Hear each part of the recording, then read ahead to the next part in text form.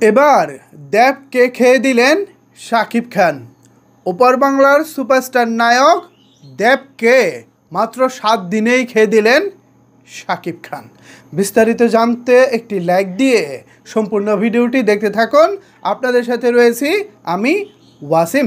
Viewers, যদি সম্ভব হয় ভিডিওটা একটু শেয়ার করে দিন, সবাই যেন এই নিউজটি সম্পর্কে জানতে পারে। ওপার বাংলার সুপারস্টার নায়ক দীর্ঘদিন পর খাদান নামক একটি সিনেমা দিয়ে কলকাতায় কমার্শিয়াল সিনেমা নিয়ে এসেছিলেন।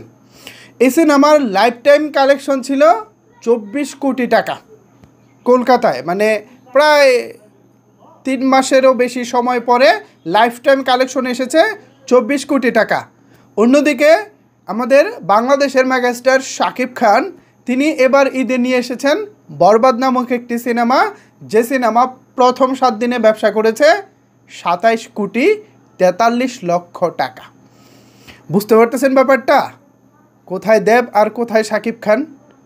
দেব যে সিনেমার লাইফ টাইম কালেকশন আসে মাত্র 24 কোটি টাকা, সেই লাইফ টাইম কালেকশনকে শাকিব খানের ছাড়িয়ে যেতে সময় লাগে মাত্র 7 দিন, তাও 3 কোটি 43 লক্ষ টাকা বেশি। দেবের লাইফ টাইম কালেকশনকে বিট তো করেছেই মাত্র 7 দিনে, তার উপরে 3 কোটি 43 লক্ষ টাকা বেশি। কারা জানি বলে দেবের ধারের কাছে শাকিব খান নাই, কারা জানি বলে জিতের মতো নায়ক শাকিব খান হতে পারবো না। আমি দেব এবং জিতের ভক্তদের প্রতি সম্মান রেখেই বলছি, তুলনাটা কার সাথে চলে ভাই জানেন? যারা সমানে সমান তাদের সাথে তুলনা চলে, কিন্তু শাকিব খানের সাথে আপনারা কী বুঝে তুলনাটা করেন আমি বুঝি না। যে নায়ক মাত্র 7 দিনে 27 কোটি টাকার বিজনেস দিতে পারে, সেই নায়কের সাথে দেবজিতের তুলনাটা আসলে কিভাবে আসে? প্লিজ কলকাতার দাদারা যারা আছেন, দয়া করে আমাদের শাকিব খানের সাথে আপনাদের কোনো হিরোর তুলনা করবেন না। আমাদের শাকিব খানের সাথে যদি তুলনা করতে হয়, আপনারা বলিউড লেভেলের কারোর সাথে তুলনা করতে পারেন। জাস্ট চিন্তা করুন, আমাদের বাংলাদেশে এক সময় 1400 সিনেমা হল ছিল।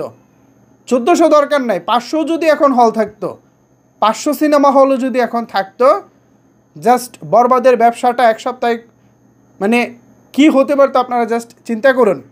এই যে 27 কোটি 43 লক্ষ টাকার কথা বলতেছি, এটা এসেছে জাস্ট 120 সিনেমা হল থেকে। এবার এর 5 গুণ যদি হতো হল সংখ্যা, ব্যবসাটা কোথায় যেত? নিশ্চয়ই 5 গুণ বেশি। তার মানে প্রথম 7 দিনে মিনিমাম 150 কোটি টাকার ব্যবসা হতো বাংলাদেশে। আর যদি এটা লাইফ টাইম চিন্তা ভাবনা করি, তাইলে তো ভাই 200-300 কোটি টাকা বাংলাদেশে বিজনেস করা কোনো ব্যাপারই না। এর জন্য আমাদের যেটা করতে হবে, থিয়েটার বাড়াতে হবে, সিনেপ্লেক্স বাড়াতে হবে, সিনেমা হল বাড়াতে হবে। নিশ্চয়ই কর্তৃপক্ষ এই বিষয়ে কাজ করবেন। আর এই ভিডিও থেকে আমরা যেটা বুঝলাম, দেব এবং জিৎ বলি এদের কারোরই খাওয়া নাই শাকিব খানের কাছে। সুতরাং শাকিব খানের সাথে অন্যান্য নায়কদের তুলনা হুদাই করবেন না ভাই, এটা জাস্ট বেহুদা আলোচনা ছাড়া আর কিছুই না। তো ভিউয়ার্স, এ বিষয়ে যদি আপনাদের কোনো কিছু বলার থাকে, আপনাদের কোনো মূল্যবান মতামত থেকে থাকে, তাহলে অবশ্যই সেটি নিচের কমেন্ট বক্সে জানাতে পারেন। ধন্যবাদ সবাইকে এতক্ষণ আমার সাথে থাকার জন্য।